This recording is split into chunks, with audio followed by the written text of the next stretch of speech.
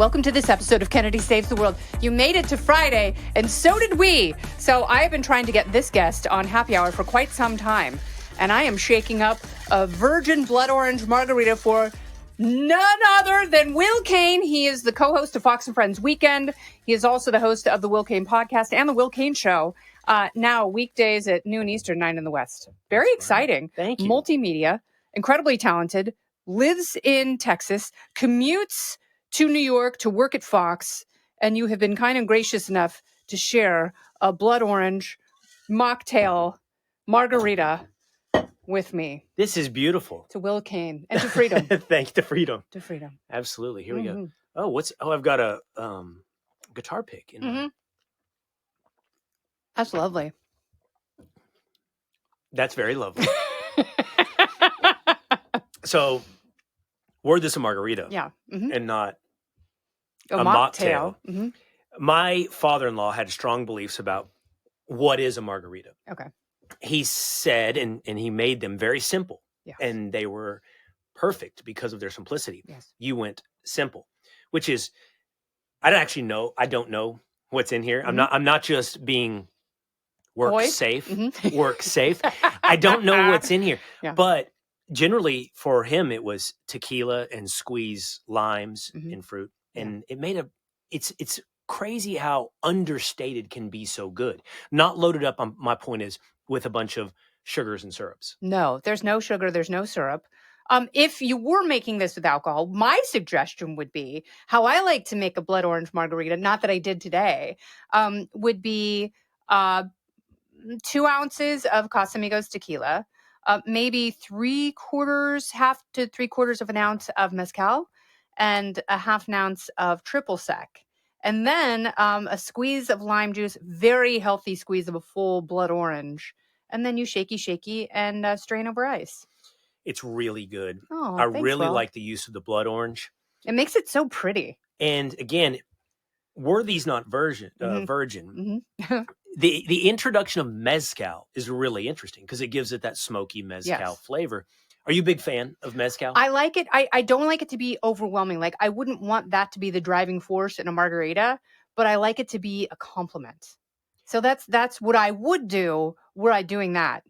Well, I have very specific liquor tastes that follow the season. So I like tequila. It's my favorite sipping liquor. Yes. That's why when you make a margarita with tequila, this was an inspiration drawn from your passion for tequila.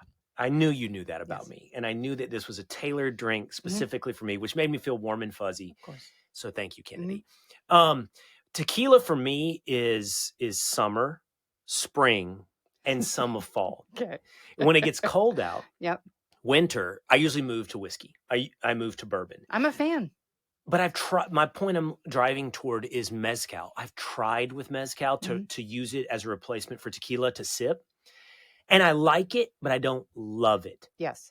It's just, I think maybe I like my meat smoked, but I don't like my drink smoked. I like bourbon, but I don't love scotch. See, I like tequila. I don't love mezcal. I feel the same way. That's why I wanted a little bit, not, if we were doing that, I would say I would just put a little bit of mezcal in there. Yeah, so you could sense it, but not be overwhelmed by it, because anything that is smoky can totally overwhelm you. And then you do have to put too much sweetener in there. Yeah, you do have to either lengthen it with too much water, or you put too much sugar and it loses the point of the drink, in my opinion. But I agree. I love whiskey. I love bourbon. Scotch is very particular for me. I have to be in a very, very particular mood. You know who loves scotch is Chad Pergram. And so it was really funny. We did a Thanksgiving podcast and he had like a different scotch for every course. And I'm like, Chad, if anyone followed this roadmap, they would be hammered long before the mashed potatoes. Not to mention the 3 spirits that you have with pumpkin pie. I've tried. When I went to law school, and there was something about that age, which whatever it was, 23, 24, my buddies, I guess in a move to be sophisticated once you go to law school, started drinking scotch. And this was an age when you're starting to set down the keystone and move to a more sophisticated alcohol palate. But I just couldn't. I don't know what it is about scotch. And by the way, for tequila or for bourbon, I usually drink it simple, just over rocks. and I enjoy the flavor, but I just can't. I'm just not man enough to be Chad Pergram. But there's nothing like a good tequila that you drink with ice and maybe a little bit of lime. When you can sip that, Mm-hmm. it's lovely. And I feel the same way about whiskey. Like, I don't want to complicate with the only time I complicate whiskey is if I'm gambling, playing blackjack. I will drink Beam and Coke or Jack and Coke. I like And that you don't feel too sophisticated for that. I agree. Every once in a while, Jack and Coke, it's just yeah, right. but for some reason in Vegas at a blackjack table where it's, not a high limit and you can stay there for a few hours, like, sipping on Jack and Coke is just fine with me. Here's my one, and we sound like alcoholics. Here's my one place during dry January. I like to get fancy with bourbon. I like old fashions. Old fashions are great. I love a nice dark Oregon cherry. Mm. Why not? Little citrus, little hint of hello. I also like the name. Yeah. I'll have an old fashioned, Gary. Yes, I'm an old fashioned kind of gal. Therefore, I'll have a ham ready for my man when he comes home from a hard day slaving at the office. By the way, is there a better bartender name than Gary? Like, order a drink, right? Right. Order a drink right now. Hey, I'll have an old fashioned, Fred. Doesn't land like, I'll have an old fashioned, Gary. Gary. Yeah. And that's funny you say that because you have kids. I don't know. Like, this is really interesting because there are two kinds of parents in this world. And I realize that I fit firmly into this camp. There's the parents who let their kids watch SpongeBob and those who do not, because when my 18-year-old was in kindergarten, a study came out that said SpongeBob basically causes brain damage. And so parents freaked out and they're like, we're not going to let our children watch SpongeBob. But, my baby daddy and I were like, well, we think it's kind of funny. So we're going to let them watch it because it's a lot better than some of the dumb alternative kid shows, which are completely humorless. But now that she's 18, she has friends who have no idea any of the SpongeBob references. Where are you on the SpongeBob parenting spectrum? Culturally blind. I know nothing about SpongeBob beyond memes. And I don't know that my boys have or do watch SpongeBob. My oldest is 16. And then maybe this is in the same vein. I did have to ask myself, should I let him like go all in on binge watching South Park? Yes. And he does. And I think South Park, for the record, is genius. Like when you write or when the Library of Congress puts together American television, South Park has to be mentioned. I don't know, top 5, top 10. It's, first of all, it's genius, the piece of work that they churn out on a regular basis tied to the news cycle and then make it timeless and funny. Those guys, I'm not throwing around this word casually, are genius. Absolutely right. I agree with you completely because the time pressure that they're under, because The Simpsons also has been on the air probably longer than South Park, if memory serves, because Simpsons came on when I was in high school. South Park came on when I was at MTV, so South Park hasn't been on as long. But, The Simpsons is known to be populated. Like, I went and watched a table read, which I love that show, but they were like, we have more PhDs than any other writer's room in the history of television. It's like, well, that's great. And there, some very brilliant references. But I agree with you. Like, the bravery to take on cultural stuff that would get anyone else canceled, and the fact that they do it all essentially at the last minute. Yes. And that time crunch forces them to be even funnier. I also, like, that was a watershed moment in parenting. It's like, do you let your kids watch South Park? And I made the choice to let them when all of this PC stuff, me too, and DEI stuff was happening in the schools. And I'm like, there needs to be a counterbalance. And me sitting there talking about the Federalist Papers at home would be quite boring. And I think we'd have a lot of eye glaze. But they essentially get the same thing, which is a healthy dose of humor and skepticism if they watch South Park and watch them chip away at these sacred institutions. Perfectly said. And that's where I landed. I said, okay, you can watch South Park. And there's so much over the line with South Park, but intentionally so. Yes. They're trying to be provocative. They're trying to say things that are offensive. And it's okay to be offended. You just don't want your kid to internalize it as the gospel. But back to SpongeBob, I know nothing about SpongeBob. I've never really seen funny. an episode of SpongeBob. There are two kinds of people who watch SpongeBob, 6-year-olds and stoners. Really? Yeah. And so, I don't smoke weed. I'm allergic, but I do have friends who do. And how do you know you're allergic to weed? Because it makes me barf. The times that I've tried it, I've gotten very, very sick. Really? Like, not fun. It's not, it's like projectile, awful. Wow. Yeah. Heart racing. Wow. And I've asked a couple of doctors, because I've met cannabis doctors throughout my illustrious pro-cannabis broadcasting career. And they're like, even they who are like, oh, yes, marijuana increases intelligence by 450 points. It's like, I think that's impossible based on the scale that we have for IQ, but okay. But they're like, don't smoke weed. It is not for you, sister. I think the weed conversation is interesting, Kennedy. So I'd say I spent most of my adult life fairly libertarian, that we shouldn't outlaw bad decisions and let people, not everything that the government does, making it illegal or legal, translates into just or unjust or good or bad or virtue or vice. But I have to say that there's a couple of things we've barreled forward on at light speed that I don't think we've properly analyzed the long-term implications for. One of them is sports gambling.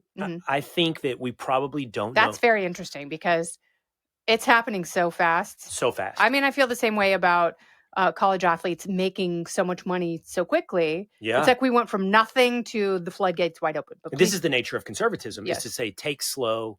Tradition has value by its very existence. It's not a tradition isn't an on its face endorsement of anything that's lasted time. Slavery lasted. I mean, slavery is one of the most traditional practices of humanity. That doesn't make slavery right, but it's still a good instinct to say, well, if something has survived thousands of years of human existence, by its very survival, it has some value, and we should analyze whether or not it should continue.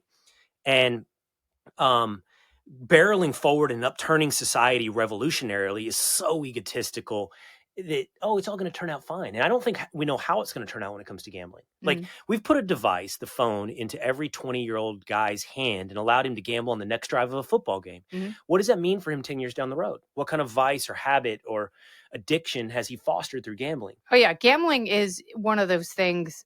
It is as addictive as heroin and nicotine and any other well, they substance. all have their various addiction levels. Yeah, but there's something even personally, about. But there's, I really think there's something genetic about it. Like when that switch is flipped, it's very hard to shut it off.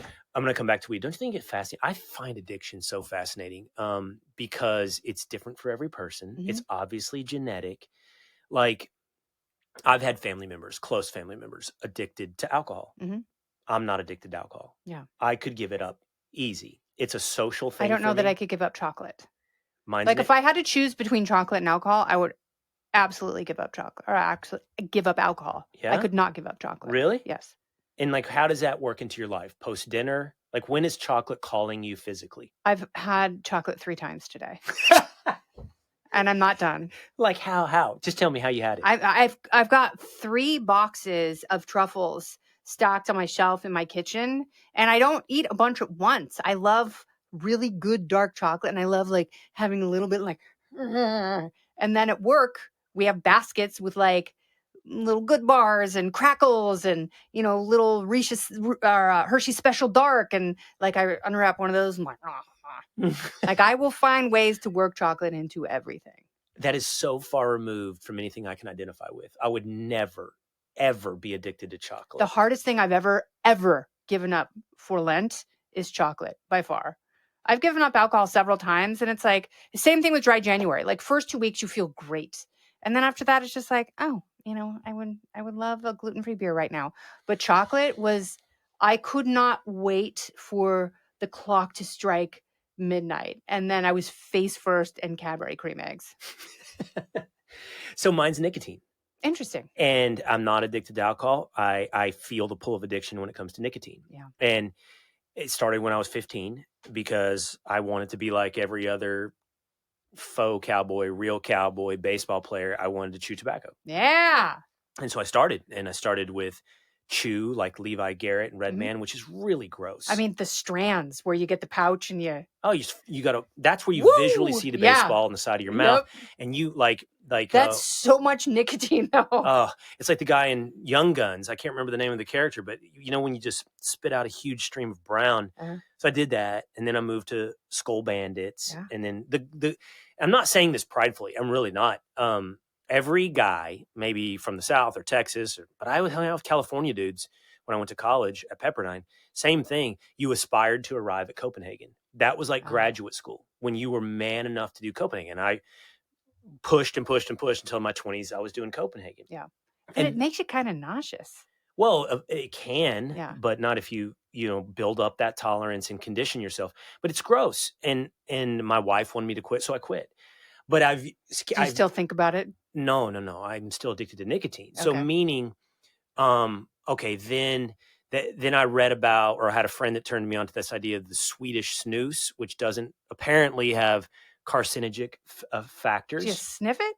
No, you dip it still. Oh, okay. Snus back in the day, like the 1800s, was like snuff. it was like your grandma sniffed it. Yeah. No, they call it snus in Sweden, and it apparently doesn't have a link to cancer. They cure their tobacco differently. So I did that, and then I gave that up. And then now my newest thing, and I've talked about it on my shows, and I've talked about it on Fox and Friends.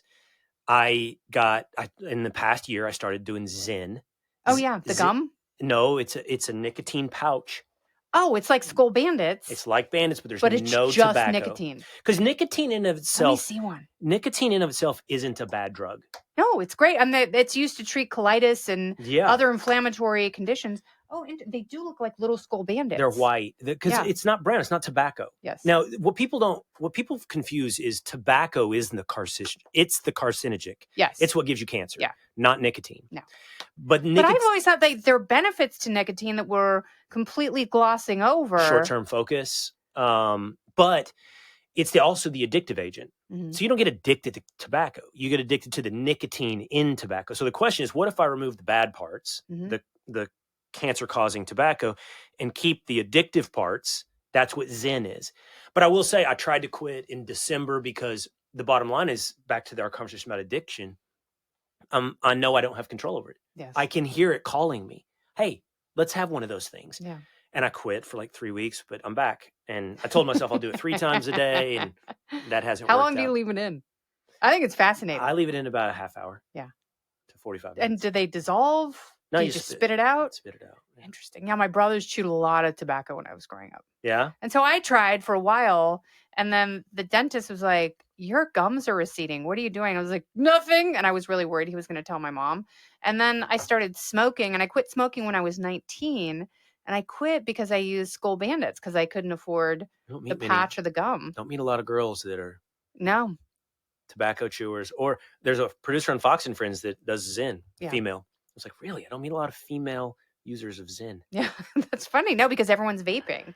But then that worries me. So my daughter is a freshman in college, and so I'm always sending her articles. I just sent her an article about a 22-year-old. This was in the New York Post, who had a double lung transplant.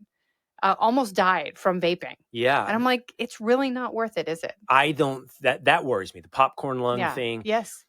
I mean, intuitively drawing something into your lungs sounds bad. Yes. This doesn't intuitively tell me I'm doing something that is harmful to my health. I mean, if it's not doing the same things tobacco's doing. Somehow degrading to your mouth or your gums. Yeah. But back to weed. And this just came out recently. So on the Will Cain show a few months ago, I had Alex Berenson of infamy when it came to COVID, but also who deserves a lot of redemption and, in retrospect, credit for getting things right about COVID. People don't know this about Alex. He's been on the anti-marijuana beat for quite some time. Okay. And his argument is that, first of all, and I saw people talking about it this past week, when you say marijuana, people think 1960s joint. Sure. That is not what people are smoking There's anymore. No doubt about it. The THC levels are astronomically higher. I mean, you can smell the difference when you walk around, but the problem is not the level of weed. So here's the problem. It's been illegal for so long. The black market, because of the cartels and because of the demand in this country, the black market has grown so much greater than the legal market ever will. Because what happened was, all of these municipalities and state governments and people writing ballot measures got together and they're like, I know what we'll do. People love weed so much. We will tax the living crap out of it. But what they did was they allowed people to grow it. So now there's a glut in places like Oregon, but it's so overtaxed in the dispensaries, it's cheaper to buy it on the black market. So because it's been illegal unnaturally for so long, this black market has just exploded.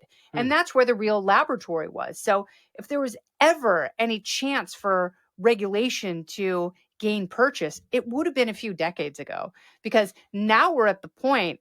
I think we're past the point of no return. Like, you can't make it illegal again, because you're just going to make the black market bigger. And when the black market gets bigger, that's what really scares me, is because that's when kids, my youngest daughter, who's a freshman in high school, knew a girl who died from a fentanyl overdose from a weed gummy in New York. And, it's like they all knew each other. And I hope my kids internalize that, because Bought off it the black just market. takes it was given to her at a party. So she doesn't know where it came from. Well, the research, and again, Berenson talked about this a while back, but they're starting to show that level of THC consumption has a direct, I don't know if we can go far as causational effect, but definitely correlation to higher rates of schizophrenia, psychosis, behavior.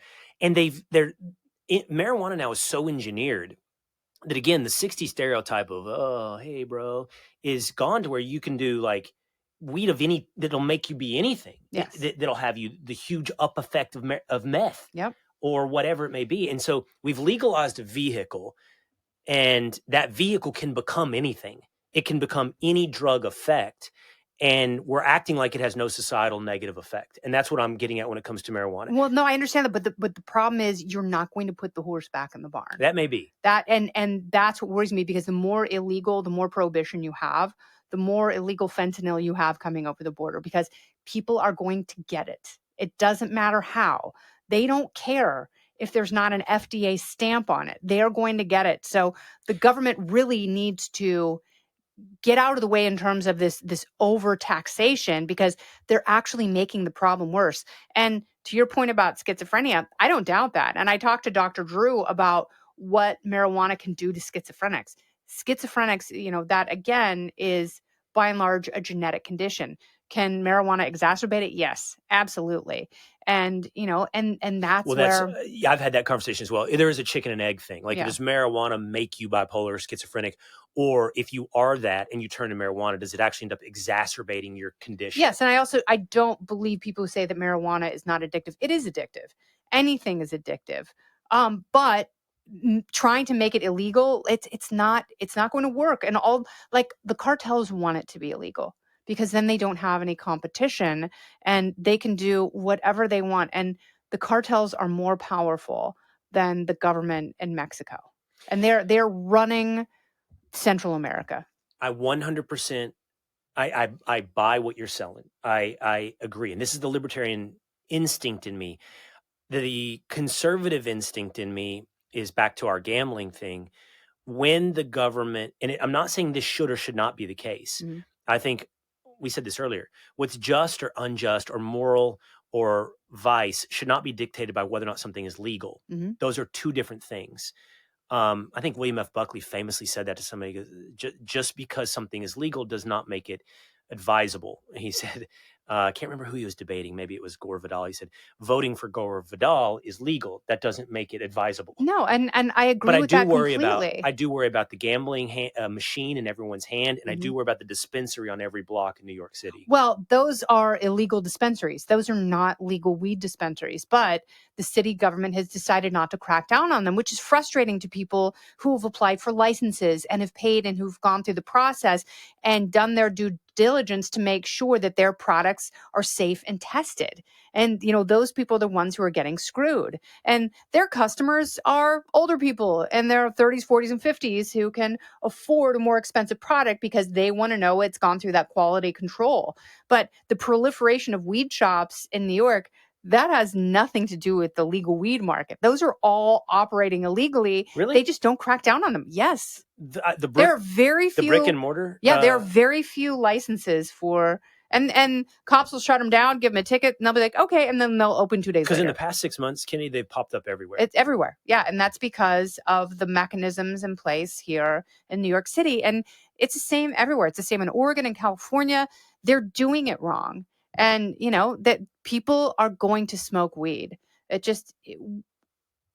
I hate to say it, but there will be forces who decide that we cannot handle freedom. And we're always in a worse off position in this country when we decide that. Do you feel that way? This debate always goes into these realms. Do you feel that way then about almost every vice? Like, do you expand it beyond marijuana into other drugs? And same thing with prostitution. Like, these are vices or societal ills under the banner of freedom that you could argue are uncontainable. I mean, if you're talking about prostitution, have you seen the stay-at-home girlfriends? The SAGs? Yeah, so it's a trend on TikTok where young women don't work. They're there to serve their boyfriends and make them breakfast and make them dinner, but they're not married. And then the boyfriends just leave them stacks of cash. Really? Yes. And it's like, that's prostitution. Like, prostitution is happening. Yeah. When you have a young, attractive woman in a bodycon dress out with an unattractive man who clearly has a lot of money, it is a form of prostitution. Like, there are consensual actors on both sides of that transaction. I don't know, something that you're talking about made me think about OnlyFans and Instagram girls. This is to bolster the argument for my Fox and Friends weekend co-host Rachel Campos Duffy, which is her argument, and I think she has a point, is libertarianism in and of itself is not a good way to structure a society. It has to be undergirded by conservatism in culture that the founders envisioned. Of course, the founders primarily based that in a Christian conservative underculture. Because if you just allow freedom, you can allow any type of perversion to take over your culture under the banner of freedom. So you have to have people individually buying into some moral vision that says, well, I may be free to do that. But should the government be telling you what the moral vision is? Well, real quick. So the idea is I may be free to do that, but I know better than to do that. Sure. That's the debate. How much should your government? You're also appealing to how much should your natural law. Now they're wrapping us up. Sadly, we have to continue this conversation. Like we're just getting started. Yeah, because this is this is the beginning of a really important conversation. Yeah, and it's like, in many ways, I'm a very traditional person. Like Dr. Drew, we were doing an event with Kat Timpf and Dr. Drew, and Drew was like, what kind of a libertarian are you? I'm like, I'm more of a conservative libertarian. And, it's like, Kat would be friends of the prostitute. I would be praying for the prostitute. But we would still lobby for her profession to exist legally. We spent the whole time talking about drugs and prostitution and alcohol. Yeah, well, God bless America. Like I said, Will, to freedom. Cheers to freedom. Go enjoy your Zen. Happy hour. This has been Kennedy Saves the World, along with Will Cain. I'm Kennedy. Listen ad-free with a Fox News Podcast Plus subscription on Apple Podcasts, and Amazon Prime members can listen to this show ad-free on the Amazon Music app. Oh, go ahead and leave me a review while you're there. I'd love to hear what you have to say. You've been listening to Kennedy Saves the World on the Fox News Podcast Network.